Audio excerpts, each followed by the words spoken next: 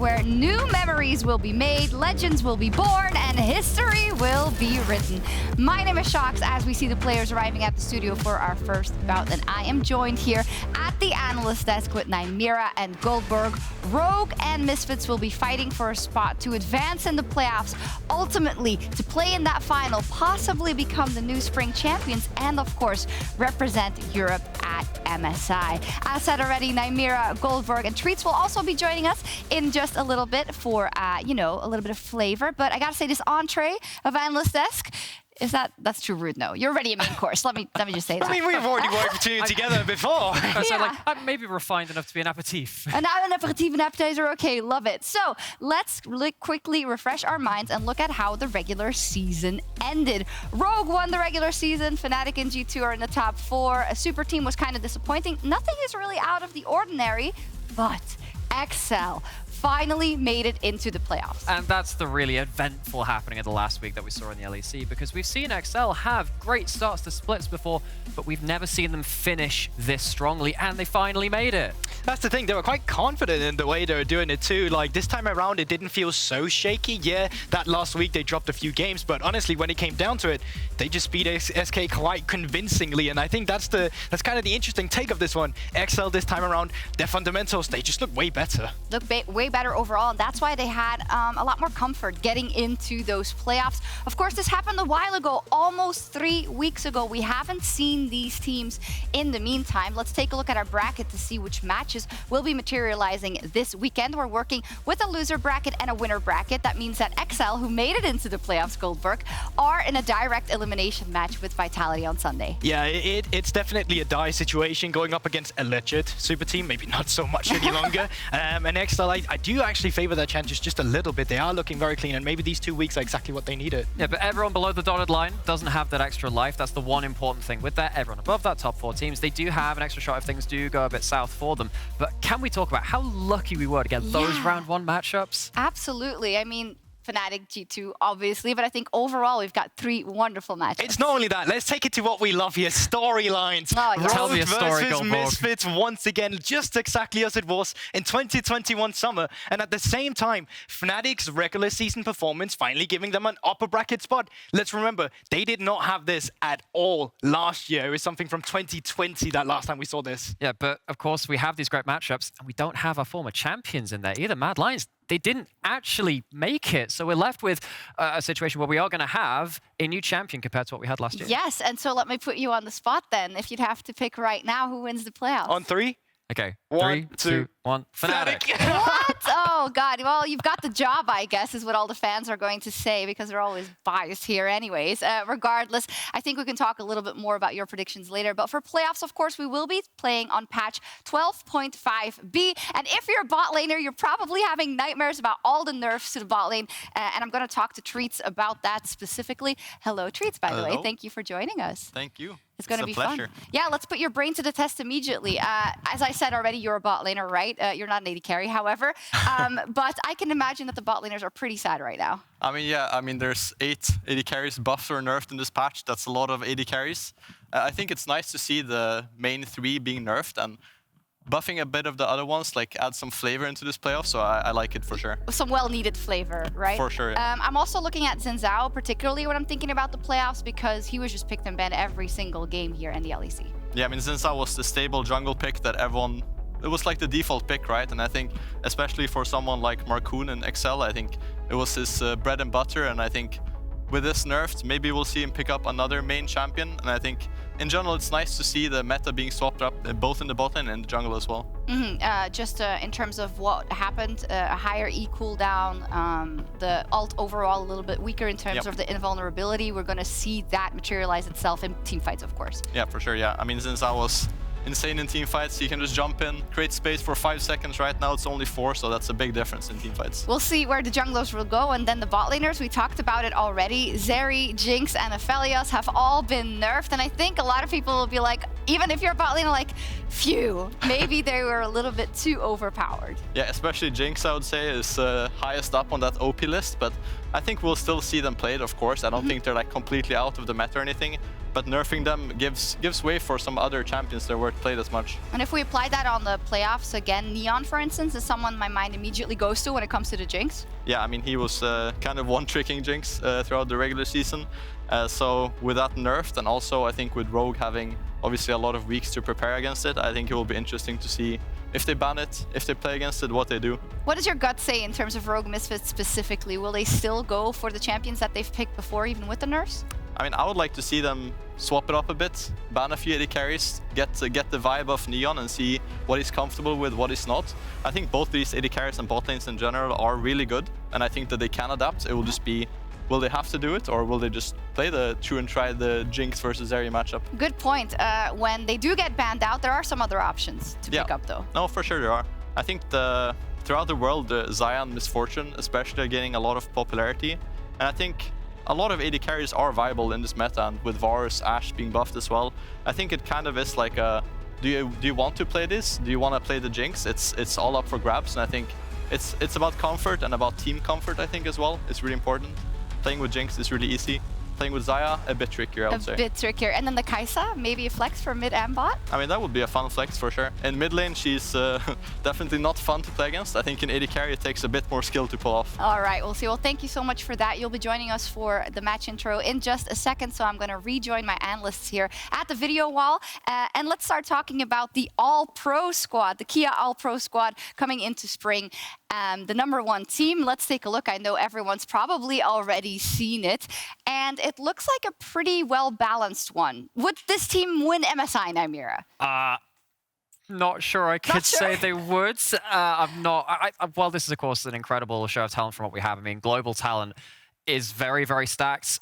I think this would give it a good shot. Not sure they get quite there. Stylistically, it's fine. Odo weak side, Hilly and Offset to play for, Clutch Factor and VTO, and a staple with Malrank, maybe. Who knows? Yeah, maybe. Let's start by going across the lineup and talking about the top side, then Odoamne and Malrank. Not really a surprise as to how Rogue has played also. No, and I think they perform different roles within their team. Odoamne was so consistent, the absolute rock. I think out of all top planers we've had in our league throughout this split, Odoamne was the one who was the most consistent out of all of them. Malrank, however, used that consistency to say, okay, well, I'll be the one to be a bit more proactive and make the big plays, and then I will use that consistency to hand over to you for the bigger team fights. Yeah, Malrank's the big one for me as well, because in the beginning, people were talking about, well, actually, his jungle pathing is quite easy to counter. Just start warding him, tracking him early. Well, people started doing that. He still pulled off the kind of play style that he has. So I think for now, the read on Malrank is still left to be decided for a lot of these teams. Yes, and as you say, they haven't really figured it out. Maybe 1 or 2 teams, right? I know SK was able to beat them as well. Let's take a look at the bot lane then, where they also stick together in terms of the votes. Upset and Hilly, really not a surprise there. They are just the best bot lane in Europe, and not only just in terms of one playstyle, they are so flexible with different champions to come through. They fill different roles, and as a duo, they're just so oppressive. Any team who's playing against the Fnatic bot lane is playing on the back foot, and it's not only that, it's the fact that they use this to rotate around the map, facilitate the rest of the team. Beforehand, this was balanced out by Hilly, let's be honest, inting a little bit, but this time around, those moments just haven't happened, and they're just so broken as a bot lane right now. And I feel like I've used this line a lot, and I've had to reuse it, because I don't think I've seen another bot lane, at least in this region, that has taken small advantages and made it into a full blowout game win. They are so methodical about how they get their team into a winning position through just those two as a duo. The duo is also very vocal about each other, how they want to build each other up, but Hilly, as also commented on by members of other teams even, saying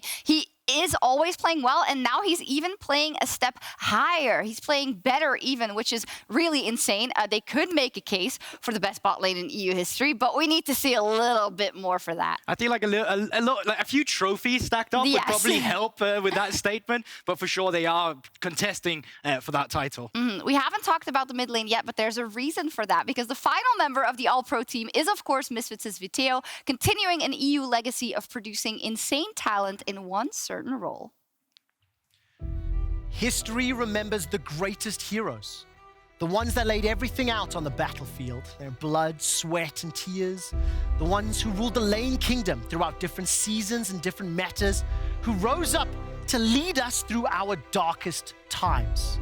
Who do you think of when we look at European legends of League, the most feared players to step onto this stage, our stage, and those few who wear our crown in the international arena. I am, of course, talking about EU mids, man. It started back in the era of FLICKR, Ocelot, Froggen, and Febiven. The gladiators who faced off in the arena for our entertainment and epic battles, with unexpected backdoors and friggin' ice-cold outplays. They might be gone from the LEC, but their names remain and will keep echoing through eternity. This is where the legacy started. These players paved the way for competition in EU, and with each generation that has followed, with Febiven, Kerb, Nukeduck, they have been surpassed, improved upon, and become even more dominant. Enter the era of Caps and Perks, who picked up the torch, trading titles and facing off in some epic battles, with Caps solo killing Perks in the first ever matchup before joining forces with him and creating a new dynasty. My question is, have we ever seen two carries this good in EU? Caps with 6 LEC titles and Perks the most winning Western player of all time. I think that this is a duel everyone wants to see in the LEC Spring Playoffs. But this past year, these legends have been challenged by the rise of a new generation of mid laners. Humanoid, the back-to-back champion underneath the Mad Lions flag, now has the honor of walking in the footsteps of FLICKR, Febiven, and Caps as the mid laner for Fnatic in playoffs. Larssen will be facing his demons. He has fallen at the last hurdle time and time again. Is it finally his and Rogue's year in playoffs this time around? And the newest name in the EU mids discussion, the phenomenon and first all-pro mid laner, Vitio. He has had an insane regular season where he raised the bar over and over again, breaking record after record, but now he needs to deliver on the big stage in the LEC Spring Playoffs. It all starts tonight in his matchup versus Larssen, a matchup we already saw last summer, where Vitio was denied a shot at the world stage against the world's best. Will he get his revenge, or will the regular season king finally get one step closer to his first LEC title? On Sunday, we get a matchup that has delivered time and time again across the ages, the seasons, and the metas. Perks versus Nukeduck, the most winning European player of all time versus the longest standing mid laner across the region. And tomorrow, the current EU king of mids will take on Caps, who is looking to reclaim his throne. He said he would take them all down. He said that this is the year he will return. But first, he needs to get through Humanoid. Mid lane has been the defining role of Europe for years, and the lineup for the Spring Players might be the... Nah, fuck that. The lineup for the Spring Players is the strongest that we have ever seen. Wow, thank you for that, Trevor. You can't set the stage any better for all of the mids. And of course, we have to come down to earth because we're serious here at the analyst desk, you know. But yeah, Treats and Nymera, how do you think, what do you think rather about that statement about the strength overall of the mids in playoffs? The first thing I'd say, quick shot, I preferred Spider-Man 2. Just I think in terms of overall mid lane talent pool, you know, it really does depend on whether the old guard really stand up to their previous glory. I think that the new kids we got on the block have been shining, but I need to see Caps and Perks really find some of their upper level again, and then maybe we can have that conversation. And maybe it's like that we can also look at the matchup we have tomorrow. Fnatic versus G2, Humanoid versus Caps. Caps really wanting to reclaim that title here in Europe. And if we look at the last couple of weeks, well, it was 3 weeks ago, but his last week of play in week 8, he really stepped up his game. Yeah, he really did. And I think closing in on playoffs, it's when you see the best players start to shine, right? The start of regular season, not super important, but when you get towards playoffs, you really want to see the big names step up for their teams. And, you know, given that we have so many big characters in our league as well, they often serve the position of leaders too. And we know that mental strength will matter quite a lot. When you've had this big break, there's a lot of time for things to go wrong, for them to go well. And these need to lead the charge now, these big figures. What's also quite interesting is that we have G2 Fnatic tomorrow, which the fans will definitely gobble up. But it's kind of a new G2 and Fnatic, right? Some of the names that were always there in past years, like a Reckless, like a Perks, are no longer there anymore. Some of them are still remaining. And then you've got all of a sudden Wonder on Fnatic. You got Razork there as well. It's crazy to look at, but this will be the DNA of this matchup that we're going to see for going forward. And it's kind of natural in this matchup in particular that we see the matchup change every 2 years or so. We've had different eras of this, and we're heading into a new one. And it is a very different one from all of the others combined because those big figures aren't there in some ways. They've been replaced by, again, some big characters in their own rights, but they have to perform those roles where they, you know, they had these other people there before. And it's because they're on those rosters that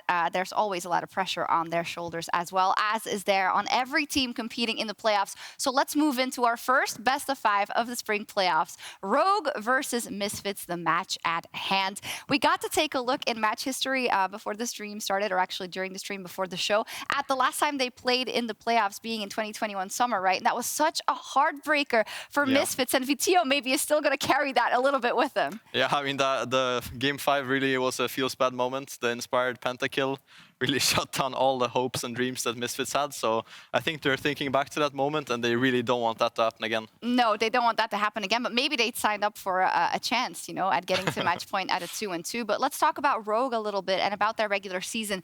Namira, they truly are the regular season kings, right? 3 times #1, 1 time second place. They're crazy. And to have that level of consistency in the past 4 seasons is nutty. Absolutely, because every split, there's 1 or 2 teams that really just collapse. They fall apart. And to have a team that doesn't do it just once, doesn't do it just twice, but does it this many times, that's really something to be proud of. But of course, they need to go that step further for the first time. Yeah, I think regular season consistency is important, but what is more important is playoffs consistency. Results, damn it. Yeah, so You got to get there first, Trace. So yeah, okay, yeah, well, that's true. That's one. I'm never going to do it again. That's one.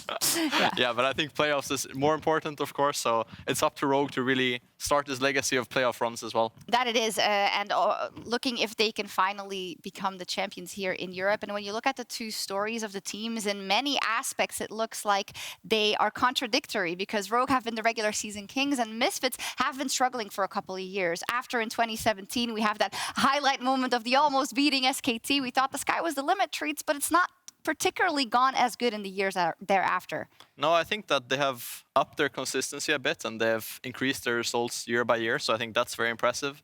And also using rookies to do it, I think is extra impressive as well. So it's nice to see Misfits stepping up, but I think the consistency factor also for them, just like for Rogue, is something that we're really looking for here. It's really interesting that you bring up the rookies there because we look at Rogue as a team that have brought in, you know, their own new players coming into it, but they've still maintained some of the hallmarks of the big players on their roster.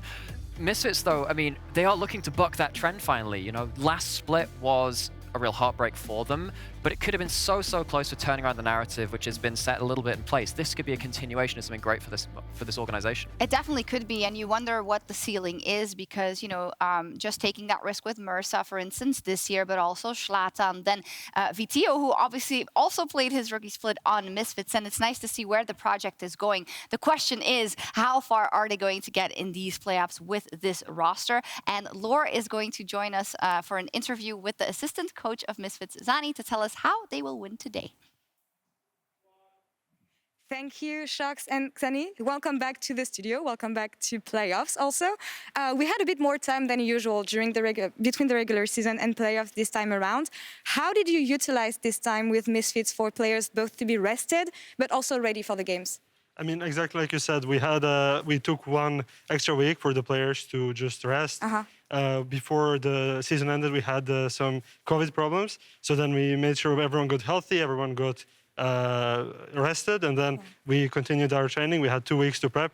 So I think we had enough time to be ready for this game. Well, very happy to hear that everyone is healthy and rested now. Focusing on playoffs, I have a bit of déjà vu when it comes to the fact that you'll be facing Rogue again in the first game, in the first round of playoffs. But you both changed players since last year. So how do you think this one will be different compared to summer last year? I mean, first of all, I think we are both happy to play against each other. Last time we played, it was a very close game, and obviously, like, it meant going to Worlds. It ended with a very unfortunate Viego game from Inspired, who's thankfully not here anymore. But I mean, honestly, both teams did some changes. I think we did, like, we have some really exciting young players. We have a good core. They did well this regular season, honestly better than I expected. I think we're overall confident to play against them again and happy. Yeah. I want to take a deeper look in this matchup because on social media, mostly, we heard a lot from Rogue saying that they feel both confident in themselves but also in their ability to beat you guys this time. But we didn't hear so much from Misfits. So what's your take on Rogue this year compared to last year and your ability to take them down? I mean, I think they lost two of their best players from last year, to be honest. Okay. So I think it's going to be easier, let's say. But it's always best of 5 is never easy to play, right? If we could choose one of the top 4 teams to play, we would also choose them. Okay. So I think we are confident, and like the players, the whole 3 weeks they've been saying, you know, this, like, we got this, you know. So yeah, we're confident. Feels like you both wanted this revenge, actually. I think so too. Yeah. Maybe focusing more on the game itself. I know that you can't say too much, but it looks like this bot lane is where Misfits can strike maybe, and it's expected on the side of Rogue to maybe try and shut down and maintain VTO on the mid lane. Where should we keep our eyes at in the early game today? I mean, first of all, I don't think it's possible to shut down VTO. So I mean, they can try, but I don't think it will happen. And then, I mean, honestly, we're confident in all 3 lanes. Our jungler is a really exciting young player. I think on every role we're good. So I think just watch the game. Well, should be an exciting game ahead then. Danny, thank you so much for the interview. Good luck today against Rogue, and Shox, back to you. Thank you. We will watch the game. Thank you. But also super interesting that he said, well, we would have picked them too. So no big surprise there. I love the confidence coming out of Zani and coming out of those Misfits. So let's take a look at where the Misfits can attack Rogue. Because just to get it out there, they are the underdogs, right? Misfits, according to the analysts. They are. Yeah, they are. But it's been a while since we've seen the teams now, and we know that scrim bubbles exist. We know that there's a chance to really develop as teams, and I wonder what's happened in these next 3 weeks for them to get to a point where they can really punch them. And let's take a look down the map where it could be attacked. So the bot lane, immediately I think about Neon, right? Because we talk so much about Viteo, but he's been putting up huge numbers for Misfits as well. Yeah, I think a good team can never have one person who's stepping up, and I think Neon has been that pillar for them in the late game as well, pumping out insane damage on the Jinx specifically, and Aphelios as well sometimes. And I think that for Misfits to win today, they really need both Viteo and Neon to step it up. When we look at the champion pool then, Treats, to jump on up our patch talk from before, this will certainly hit Neon. Comp as well, but he's added a couple more champions to his arsenal. Yeah, I feel like Comp has a deeper champion pool. I mean, he has played Caitlyn and Lucian as well, but I think he has a few more champions up his sleeve. And I think that, yeah, for Neon, we've seen the Jinx, we've seen the Aphelios, and 1 game of Zarya and Jhin as well, I think. So I think if they ban him out and he has nothing else to play, what is he going to play? Maybe Xayah, Misfortune, we don't know. Yeah, but of course, we're yet to see that. So, I mean, there are so few champions between the both of them. Of course, Neon has been a little bit more constrained on that. And a lot of those champions have also been hit. So they need to come in with something cooked up for today. And it's got to be really on the boil. And that's what we're going to be looking at, because you never know what happens after a patch, right? Sometimes we hear rumors or, oh, this champion's not going to be played at all, and then it still gets picked because of comfort. We'll see. We'll also see similar things when it comes to the mid lane. We have Larssen versus Viteo, and this to me kind of screams like the People's MVP and Viteo versus the Shadow MVP, which not that many people are talking about, but who's been quietly putting up a fantastic season so far. And I think that they perform very different roles within their teams. I look at Larssen as someone who uses the presence that their jungle support have on the map to then have the baton handed over to them in the mid game when they are playing the big team fight champions at 1-2 items. That's obviously not quite the same flow of the game that Misfits have shown. Yeah, I think the difference, at least to the spectator's eye, is that Viteo has this like magical touch in the late game where he just wins a team fight for Misfits, right? I think Larssen, being more of the pillar, kind of takes more criticism as well. He doesn't really do these insanely flashy plays. He's just kind of there, doing his job, doing it really well, and it shows in the stats as well, right? So I think the difference of them is really fun to see, and it will be interesting to see the clash of styles. People do love to say, oh, Misfits can't win without VTO, but you were telling me actually in rehearsal, Rogue relies on Larssen's prowess as well. Yeah, 100%. I think, just like I said, you need 2 carries to win, right? who does Rogue have if Larsen doesn't perform? I think Odoamne is the pillar in the top lane, but he also doesn't play a lot of carries. So I think that's for Rogue to win, they need their mid jungle to be activated on the map and really snowball their lanes. And hopefully their bot lane to be active as well. As I said at the top, in terms of the stories of the teams, maybe we have a little bit of a contradiction, and we find the same thing, I feel like, when we look at the way these teams like to approach their games. Rogue, strong early game overall. Misfits looking to survive that snowball and strike in the late game. And I think in terms of surviving that early snowball, actually I have to look towards Zlatan and Mercer. We saw glimpses of them being very impactful in the early game. We know a lot of it's kind of based on the Lee Sin, if Zlatan gets that. Mercer had a couple of good Nautilus games. But if they turn up well today and they've used their off time well to develop what they're playing in the early game, I think that they could have a good chance of surviving that, which of course Rogue have used so well in their own right. Yeah, I think Rogue, even with a late game draft, they just seem to win early game, which I don't know how that's allowed, but it's happened a lot of times. Yeah, they are very good at League of Legends, yeah. So I think that Misfits, if they pick this early style draft, I really want to see them be aggressive from the get-go and not give Rogue a glimpse. And you treats, of course, have experience playing these teams and beating these teams, in fact. So you wanted to take a look at a composition you played versus Misfits specifically to show us how to beat the Misfits roster. Yeah, I think in theory it's kind of simple how you beat Misfits. Vito is their main carry, right? Everyone agrees on this, and I think that what enables it is a lot of pressure from the other members. So Lee Sin for Zlatan is his biggest comfort pick, and he has a lot of success on the champ. And then obviously the Jinx for Neon as well is their late game insurance. And if you take them off of these picks, which work very well in their team, then I think they just struggle, basically. Yeah, and obviously this is a specific example, but I think in general, if you give VTO a champion where he can't thrive in a 1v9 scenario, I think this team can struggle quite a lot in terms of the agency which they're giving to another carry, because VTO has often taken that burden. What happens when he is, again, on like rather something like a LeBlanc, into a team that can lock him down and stop him actually getting that backline access, which the team have crutched on for a while.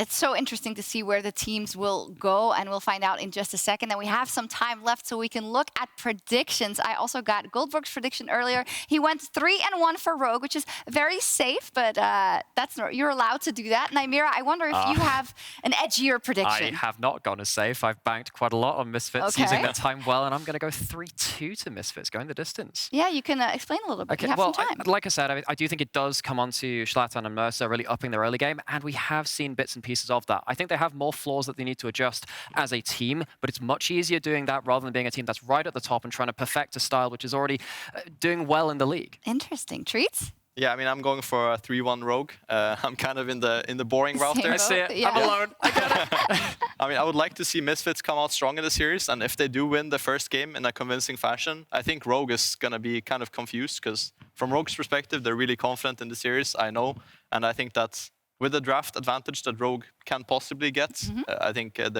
they're looking as the strong favorites. Okay, let's take a look at the audience. The Discord votes coming in. Rogue 3-1 as well. I think it's one of those where you want to do the safe bet because Rogue has performed so well in the regular season, but the question is, will they also be able to do it in the playoffs? 3 weeks of action are ahead of us. 8 best of 5s to declare a new champion. Old Guard, New Kings, Legacy, Dynasty, we have it all. So let's waste no further time and let the LEC Spring 2022 playoffs begin.